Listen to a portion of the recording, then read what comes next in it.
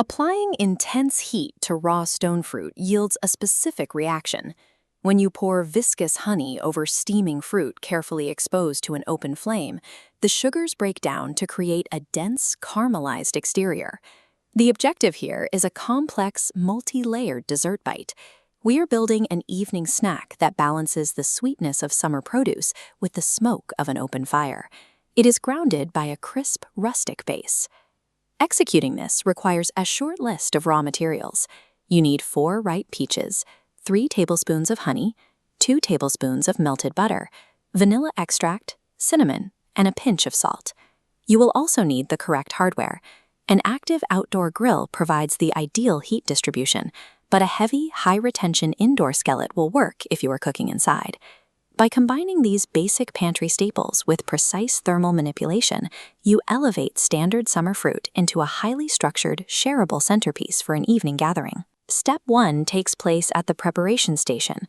Before heat touches the fruit, you must establish the chemical coating that drives the reaction. In a small bowl, whisk the melted butter, honey, and vanilla extract, cinnamon, and a pinch of salt. This diagram shows exactly why this specific emulsion works. The melted butter delivers the necessary lipids to ensure a clean sear against the metal grates. Meanwhile, the honey supplies raw sugars, specifically fructose and glucose, that act as the catalyst for rapid caramelization. With the glaze formulated, slice the 4 ripe peaches in half and remove the pits. Do not peel the fruit. The peach skin acts as a vital structural harness. It holds the flesh together under the high stress of the upcoming heating phase. Combining a properly mixed glaze with the structural integrity of the skin prevents the peach from completely collapsing when it meets the grill. Move to the active heating element. You must stabilize your grill or skillet at a consistent medium heat before proceeding. Take a brush and apply a generous, even layer of the honey butter emulsion across the exposed, cut face of each peach half. Place the coated fruit face down directly onto the heat source. Leave them undisturbed for exactly 3 to 4 minutes. This chart compares standard sugars against raw honey. Honey's high fructose diverges sharply, hitting a thermal flashpoint earlier, causing rapid carbonization under high heat. Enforcing a medium heat parameter holds the reaction in the safe caramelization zone, guaranteeing a sweet crust instead of a burnt failure. After 3 minutes, look for 3 specific visual cues at the edges of the fruit: a softer overall texture, a deep golden coloration, and clearly defined dark char lines.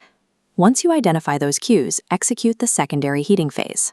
Flip the softened fruit over to expose perfectly seared golden brown grill marks, and let the skin side heat for 2 to 3 minutes.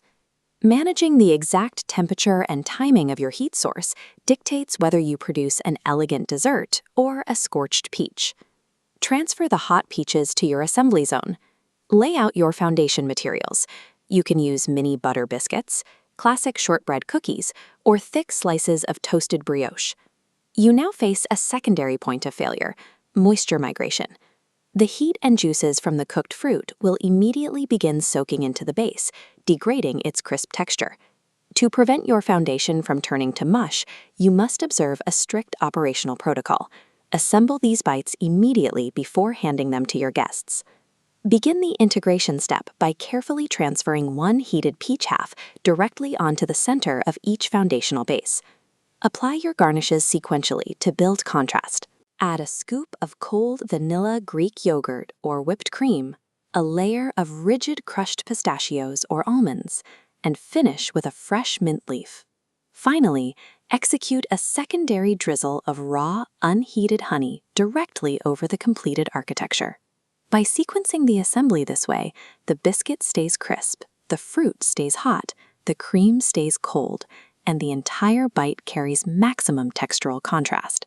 The completed platter unifies a handful of disjointed pantry items into a cohesive, highly structured presentation.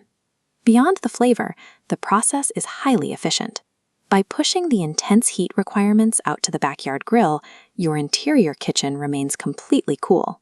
This makes it the ideal deployment for a relaxed Canada Day evening. Serve them outdoors as the sun sets, while the fruit is still radiating heat.